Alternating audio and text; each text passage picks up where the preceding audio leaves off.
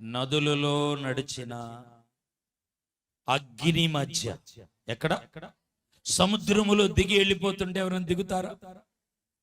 ఎవరైనా వెళ్తారా? మన పిల్లలే. నదుల్లో అగ్ని మధ్య. అద్భుతమైన మాట ఏంటంటే, ఈ షడ్రక్ మేషక్ అబేద్నెగోలను అగ్నిగుండములో వేయాలని మాట్లాడుకుంటున్నప్పుడు అగ్నిగుండాన్ని 7,000 వాళ్ళు రాజేస్తా ఉన్నప్పుడు, ప్రతిమకి నమస్కారం చేయలేదని మాట్లాడుకుంటున్నప్పుడే దేవుడు ఏం చేశాడు తెలుసా? ఒక దూతను ఏర్పాటు చేసి, ప్రియులారా, అగ్నిగుండములో మధ్యలో ఉంచాడు.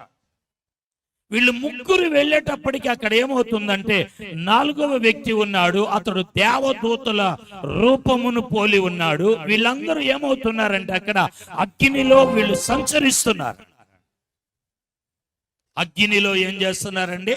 నువ్వు అగ్ని మధ్య పడిన, సముద్రములో నువ్వు పొర్లాడిన, నదులు నీ మీద పొర్లినా అవి నిన్నేమి చేయవు. ఎందుకంటే సర్వశక్తి కలిగిన దేవుడు జననము ద్వారా ఆయన నీకు ఇమ్మానుయేలుగా ఉన్నాడు.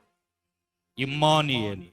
ఈ సంవత్సరం చివరిలో ఏదో మీరు కోల్పోయింది, మీరు ఎదురు చూస్తున్నది, మీరు ఆశపడుతున్న ఒక అన్వేషణ, ప్రియులారా, నా దేవుడు ఈ రోజు మీకు డౌట్ తీర్చి ఒక వాగ్దానంతో పంపిపోతున్నాడు.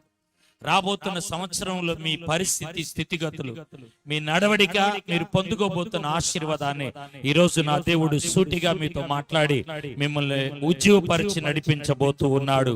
ఏదో కోల్పోయి వచ్చారు, ఈ రోజు సంపాదించుకొని వెళ్ళబోతున్నారు.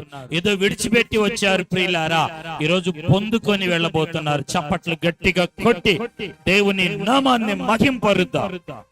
ఖచ్చితంగా మీ సమస్యకి దేవుడు తోడుగా ఉంటాడు. ఈ సంవత్సరం ముగించబోతున్నారు. నాతోటి సేవకులతో కూడా చెప్తున్నాను.